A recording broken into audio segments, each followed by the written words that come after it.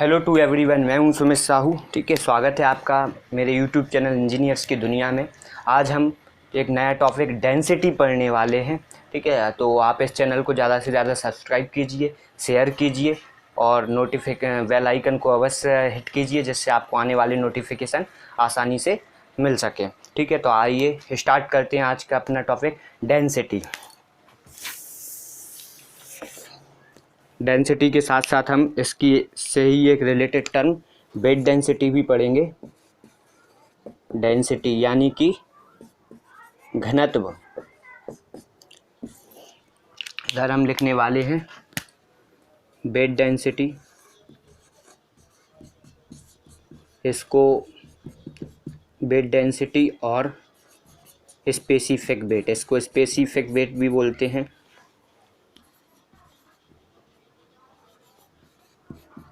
Specific weight भी बोलते हैं। तो सबसे पहले क्या आपने सोचा कभी भी, हम 1 बकेट ऑफ वाटर है हमारे पास, ठीक है, एक बाल्टी पानी है और हम उसको आसानी से उठा सकते हैं। एक बाल्टी का मतलब, बाल्टी नॉर्मली 15 लीटर की होती है, 20 लीटर की होती है, 10 लीटर की होती है, हम उसको आसानी से उठा सकते हैं। लेकिन इसी क्रम में अगर हम चाहें कि इतनी ही मरकरी को यानी कि पारा आप सब लोगों ने सुना होगा। ठीक है, एक धातु है, ठीक है, एकमात्र ऐसी धातु है जो लिक्विड फॉर्म में रहती है। तो क्या आप उतने ही पारे को आसानी से उठा सकते हैं? 15 लीटर की बाल्टी में जो पारा रखा हो, नहीं उठा सकते हैं। क्यों? ऐसा क्यों? आपने सोचा है क्या कभी ऐसा क्यों है? तो वो है डेंसिटी के कारण, बिकॉज ऑफ डेंसिटी, घनत्व के कारण। क्योंकि जो पारा है, ठीक है, उसकी डेंसिटी जो है वाटर की डेंसिटी से, ठीक है, डेंसिटी ऑफ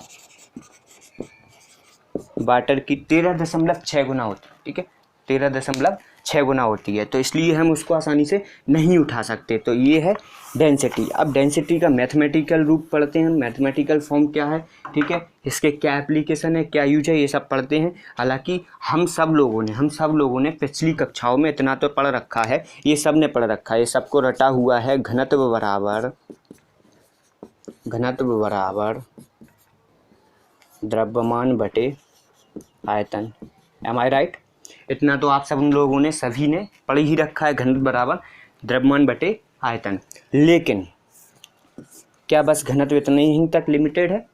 क्या बस यही फॉर्मूला रट लिया जाए, घनत्व बराबर द्रव्यमान बटे आयतन, बात खत्म? नहीं, थोड़ा सा हम इसको डिटेल में डिस्कस करने वाले हैं। ठीक है, जिससे कि आगे हम जो भी क्लासेस पढ़ें, आगे का हमारा बेस मजबूत हो। ठीक है, कॉन्सेप्ट क्लियर होनी चाहिए, तभी जाके आगे हम अच्छी पढ़ाई कर सकेंगे। ठीक है, तो देखते हैं। रो बराबर m/v। ठीक है, ये है मैथमेटिकल फार्मूला।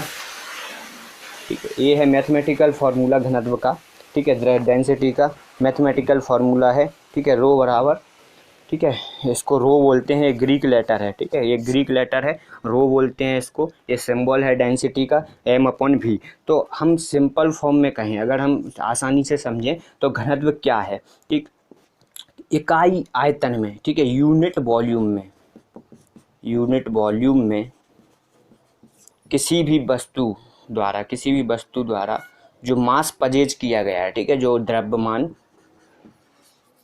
उसका है, यूनिट वॉल्यूम में जो उसका द्रव्यमान है, उसको ही हम क्या कहते हैं? उसको घनत्व कहते हैं। ठीक है, यूनिट वॉल्यूम में जो उसका द्रव्यमान है, उसको घनत्व कहते हैं। इसको थोड़ा और आसानी से समझने के लिए मैं आपको दो चीज़ें कंपेयर करके बताता हूँ। जैसे कि सपोज मैंने ये एक स्टोन ले रखा है। ठीक है, स्टोन का एक टुकड़ा ले रखा है मैंने ये एक स्टोन का टुकड़ा ले रखा है। इसी क्रम में मैं ये पत्थर का टुकड़ा है, इसी क्रम में मैं एक क्या करता हूँ, एक लकड़ी का टुकड़ा ले लेता हूँ। ठीक है, लकड़ी का ब्लॉक ले लिया। इसकी कुछ डायमेंशंस होंगी, इसकी डायमेंशंस मैं मान लेता हूँ। ये वाली डायमेंशन 1 मीटर है, ये वाली डायमेंशन भी 1 मीटर है, और ये वाली जो हाइट वाली डायमेंशन है, ये भी 1 मीटर है। इसी क्रम में इसकी भी मान लेता हूँ। ये लकड़ी का टुकड़ा है, इसकी जो डायमेंशन है ये भी 1 मीटर है, ये भी 1 मीटर है और ये वाली भी 1 मीटर, मतलब सेम साइज है, दोनों का साइज जो है सेम है। दोनों ब्लॉक का, ये स्टोन का है, ये वुड यानी कि लकड़ी का है, लेकिन दोनों का जो साइज है वो सेम है, ठीक है, दोनों के माप सेम है। अब इसका आयतन कितना आने वाला है, 1 मीटर क्यूब, इतना सब तो आप लोग कर ही सकते हैं, ठीक। लंबाई गुणा चौड़ाई गुणा ऊंचाई, 1 मीटर क्यूब इसका आयतन आने वाला है, ठीक है। इसका आयतन आने वाला है, इसका भी 1 मीटर क्यूब आएगा आयतन। अब जब हम डेंसिटी निकालेंगे, घनत्व निकालेंगे, तो ये हम, ठीक है, अपनी डेली लाइफ को देखते हुए आसानी से कह सकते हैं, ठीक है, आसानी से कहा जा सकता है ये कि इसका जो है इसका इसी 1 मीटर क्यूब में, इसी सेम साइज में लकड़ी ज़्यादा भारी होगी या जो पत्थर ज़्यादा भारी होगा या लकड़ी, तो हम कह सकते हैं भाई लकड़ी ज़्यादा भारी होगी। मैंने मान लिया 1 मीटर क्यूब में, 1 मीटर क्यूब भी काफ़ी बड़ा हो गया, तो मैंने मान लिया 1 मीटर क्यूब पत्थर का जो वजन है वो मैं मान लेता हूँ, चलिए 500 केजी 500 किलोग्राम पर मीटर क्यूब मान लेता हूँ, क्योंकि 1 मीटर क्यूब है आयतन, 1 मीटर क्यूब है, 500 किलो वजन है, तो ये इसकी क्या आ गई, डेंसिटी आ गई, घनत्व आ गया। ऐसे ही इसमें देखूँ अगर मैं, ठीक है, तो मैं मान लेता हूँ 100 किलोग्राम पर मीटर क्यूब, ठीक है, 100 किलोग्राम पर मीटर क्यूब। इसका सपोज इसका वजन जो है 100 किलोग्राम है, इसका वजन क्या है, 100 किलोग्राम है, ठीक है। इसी आयतन का आयतन उतना ही है 1 मीटर क्यूब, तो हम कह सकते हैं किसकी डेंसिटी ज़्यादा है, ठीक है, किसकी डेंसिटी ज़्यादा है, पत्थर की डेंसिटी ज़्यादा है।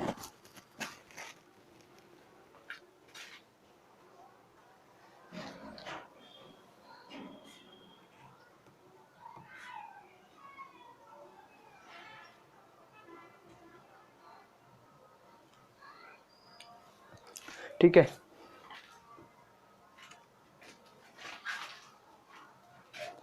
तो हम कह सकते हैं कि पत्थर की डेंसिटी ज़्यादा है, पत्थर की डेंसिटी ज़्यादा है। अब इस डेंसिटी का, ठीक है, अब थोड़ा सा इसको भी समझ लेते हैं। तो ये कुछ नहीं है, इसी से रिलेटेड है। क्या है, मैं आपको बता चुका हूँ, द्रव्यमान और भार में अंतर, मास और वेट में अंतर। तो ये जब द्रव्यमान को देखने लगते हैं, एक मीटर क्यूब में एक वॉल्यूम, ठीक है, यूनिट वॉल्यूम में, केवल 1 मीटर क्यूब नहीं कहेंगे, यूनिट वॉल्यूम 1 मीटर क्यूब भी हो सकता है, 1 इंच क्यूब भी हो सकता है, 1 सेंटीमीटर क्यूब भी हो सकता है, सब जहाँ यूनिट मतलब एक आगे यूज कर रहे हैं 1, तो that is called as unit volume, ठीक है ना। व्हेन वी यूज्ड यूनिट, ठीक है, ये यूनिट है, तो यूनिट में बोलेंगे तो वो यूनिट वॉल्यूम हो जाएगा, ठीक है। तो ऐसे ही हम देखते हैं कि वेट डेंसिटी क्या होती है। वेट डेंसिटी में कुछ नहीं है, वेट डेंसिटी नथिंग बट, अगर हम ऊपर W ले लें, W क्या है यहाँ पे, वेट है, ठीक है, द्रव्यमान, ठीक है। मास और वेट में मैं आपको अंतर बता चुका हूँ। तो जहाँ द्रव्यमान की जगह हम भार ले लें, अब भार क्या है एक्चुअल में मैं आपको वो भी बता चुका हूँ, M/G, ठीक है। अब मैंने इधर रख दिया mg हो गया W की जगह, क्योंकि जब द्रव्यमान में गुरुत्वाकर्षण बल लगने लगता है, ये कहीं पर भी मैंने आपको बताया कि कहीं पर भी ले जाओ, ये द्रव्यमान नहीं बदलता, ये हमेशा कांस्टेंट रहता है। आप किसी भी प्लेनेट पे, ग्रह पे ले जाइए, लेकिन वहाँ जाके उसका भार बदल जाएगा, क्योंकि सब हर पिंड की, हर प्लेनेट की, हर ग्रह की अपनी अपनी गुरुत्वाकर्षण शक्ति है। पृथ्वी की अलग गुरुत्वाकर्षण शक्ति है, चंद्रमा की अलग गुरुत्वाकर्षण शक्ति है, ऐसे ही हर पिंड की, तो उनका ग्रेविटेशनल फोर्स बदल जाता है, तो वहाँ पे जाके वेट भी बदल जाता है। जैसे कि पृथ्वी पर जो चीज़ 72 किलो की होगी, वही चीज़ चंद्रमा पर आपको 12 किलो की मिलेगी, ठीक है, 12 किलो की हो जाएगी। लेकिन कांस्टेंट द्रव्यमान कांस्टेंट रहेगा। अगर सपोज इनका द्रव्यमान 6 kg है, तो 6 kg ही दोनों जगह रहेगा, पृथ्वी और चंद्रमा पर दोनों जगह रहेगा, लेकिन वेट बदल जाएगा। क्यों? बिकॉज ऑफ ग्रेविटेशनल फोर्स, ठीक है। तो आगे बढ़ते हैं हम। अब इसमें मैं ऐसा भी कर सकता हूँ, देखिए M/V मैं पहले ही पढ़ चुका हूँ, M/V क्या है, रो है, तो इसको रो जी भी लिख सकता हूँ। तो मैं W इक्वल टू रो जी भी लिख सकता हूँ, ठीक है। ये वेट डेंसिटी है, वैसे वेट डेंसिटी हम सिंपल क्या लिखेंगे, W/V। ये तो मैंने आपको और आगे समझाने के लिए बोल दिया। और इसकी यूनिट होती है न्यूटन पर मीटर क्यूब, ठीक है, न्यूटन प्रति मीटर क्यूब, ठीक, ये इसकी यूनिट है। और ये डेंसिटी है। अब डेंसिटी का थोड़ा सा आगे यूज और समझते हैं कि डेंसिटी से हम कर क्या क्या सकते हैं। अब देखिए, सपोज मैंने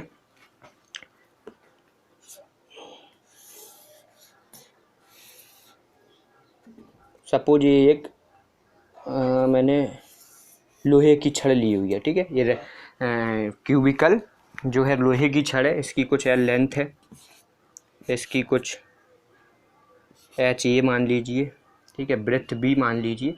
तो इसका इस हिसाब से एल बी एच जो है आयतन निकल आएगा। तो लोहे की मैंने छड़ ली हुई है। अब हम प्रैक्टिकली देख चुके हैं, हमने लोहे की एक बार डेंसिटी निकाल चुकी है, मतलब स्टील की बात कर रहा हूँ, लोहा थोड़ी सी अलग चीज़ होती है, स्टील। तो हम एक बार डेंसिटी निकाल चुके हैं कि लोहे की जो स्टील की डेंसिटी होती है वो होती है 7850 kg पर मीटर क्यूब। कहने का मतलब क्या है, इसका मतलब है कि 1 मीटर क्यूब लोहा मतलब कि मैं 1 मीटर ऐसे अगर मैं ऐसे में समझाऊं कि 1 मीटर ऊंचाई ले लूं, 1 मीटर चौड़ाई ले लूं, ठीक है, और 1 मीटर इसकी लंबाई ले लूं, और ऐसा एक लोहे का 1 मीटर क्यूब का टुकड़ा बनाऊंगा। अब 1 मीटर क्यूब में आप कंफ्यूज तो नहीं हो रहा है, आपको ये पता है 1 मीटर क्यूब होता कितना है। 1 metre cube is equal to 3.28 feet. Feet में तो आप समझ सकते हैं ना, ठीक है, फिट में तो आप समझ सकते हैं, थोड़ा इसको रिलेट कर सकते हैं। 1 मीटर में 3.28 फिट होते हैं। तो ये जो लगभग बोर्ड है, अगर मैं मानूँ, ठीक है, एक इंजीनियर को सब चीज़ें आँखों में ही नापना आना चाहिए, ठीक है। तो मैं मानूं कि 1 फिट ये हो गया, 2 फिट ये हो गया, आई थिंक, ठीक है। ये बोर्ड जो है इसकी मेजरमेंट मेरे ख्याल से एक्चुअल 1 मीटर है, ठीक। तो ये इतना ही समझ लीजिए कि इतनी लंबाई है, इतनी ऊंचाई है, और इसको ऐसे में और ले जाइए आप, इतना बड़ा एक ब्लॉक बना लीजिए। तो इतने लोहे का जो वेट होगा वो होगा 7850 किलोग्राम। अब इससे हमें डेंसिटी पता है, तो अब हम किसी भी साइज का, किसी भी आकार का कोई भी हमें टुकड़ा मिल जाए, उसका हम वजन निकाल सकते हैं। ये एक मेन यूज है, ठीक है। जैसे कि लोहे की कोई छड़ है मेरे पास, एक तो मैंने ये ले ली, इसको इसकी जगह मैं आपको एक बिल्कुल ऐसा एग्जांपल समझाना चाहता हूँ जिससे आप रिलेट कर सको, ठीक। लोहे की छड़ से मतलब हम बाज़ार में सरिया आते हैं, ठीक है, कुछ डायामीटर के, सपोज 20 डायामीटर का एक सरिया है, 20 mm में आता है, ठीक है। ये मैंने एक सरिया लिया हुआ है, ठीक। अब मुझे इसका 1 मीटर का बेट चाहिए, बेट, ठीक है। तो इसका कुछ एक क्रॉस सेक्शन है, ये व्यास है इसका, डायमीटर ये कितना है 20 mm, ठीक। अब मैंने पढ़ रखा है कि द्रव्यमान बराबर घनत्व बराबर डेंसिटी बराबर क्या पढ़ रखा है, द्रव्यमान बटे आयतन, ठीक है। या यहाँ पे वेट डेंसिटी भी आ सकती है सब, ठीक है, भार भी आ सकता है, ये सब चीज़ें बात एक ही है, ठीक। अब घनत्व बराबर द्रव्यमान बटे आयतन, घनत्व मुझे पता है 7850, ठीक है, बराबर ये द्रव्यमान या भार मुझे चाहिए है, ठीक है। वैसे भारी निकालेंगे हम, ठीक है, क्योंकि ग्रेविटेशनल फोर्स तो लग रहा है ना भाई, हैं तो हम पृथ्वी के ऊपर, तो छड़ कहाँ है, पृथ्वी के ऊपर ही तो लिए हुए हैं, तो निकलेगा तो एक्चुअल में भार, ठीक है, द्रव्यमान थोड़ी निकलेगा, क्योंकि ग्रेविटेशनल फोर्स तो लग रहा होगा ना जब हम धरती पे उसके लिए हुए हैं, ठीक। अब आयतन कैसे निकालेंगे भाई, आयतन हमें पता है 20 मीटर, ये 1 मीटर मानी हुई है मैंने लेंथ। तो आयतन क्या होगा, इस कोई भी गोल चीज़ है, इसका आयतन हम क्या लेते हैं, इसका आयतन लेते हैं हम πr², ठीक है। ये वाला इसका एरिया इंटू लेंथ, जब क्षेत्रफल का गुणा लेंथ से कर देंगे तो πr² इंटू एच बराबर, ठीक है, πr² एच। ये इसका आयतन होगा या नहीं होगा, रटने की ज़रूरत नहीं है, आप कॉन्सेप्ट समझिए, ठीक है। ये πr² है, ये एच है, आयतन निकल आया। तो अब मैं इसका क्या मैं इसका क्षेत्रफल निकालने वाला हूँ, क्षेत्रफल πr² लिख सकते हो, या फिर चलिए πr² से ही निकाल लेते हैं, दूसरी फॉर्म में भी लिख सकते हैं, ठीक है। तो वो π/4 की पावर d² भी लिख सकते हैं, लेकिन चलिए हम πr² से ही निकालते हैं, πr², ठीक है। और इंटू क्या करेंगे आप, h लेंथ, तो पाई r का स्क्वायर करेंगे। अब r उसका कितना है 20 मीटर, ये व्यास है, ठीक है। तो 0.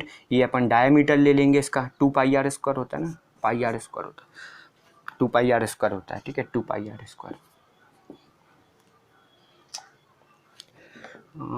ये 2πr होता है, πr² ही होता है, ठीक है ना, पाई काटना पड़ेगा, ठीक। तो इसके आगे अब जैसे हम फार्मूला लेते हैं, ठीक है, ये थोड़ा सा समझ लेते हैं, I am just confuse, πr² है, ठीक, πr²। अब r की जगह हम यहाँ पे रखते हैं व्यास, ठीक है। तो r d बराबर क्या होता है, r बराबर होता है d/2, ठीक। तो पाई इधर d रखेंगे, d/2, ठीक, ये स्क्वायर, तो पाई d स्क्वायर, पाई/4 d स्क्वायर ये होता है, ठीक।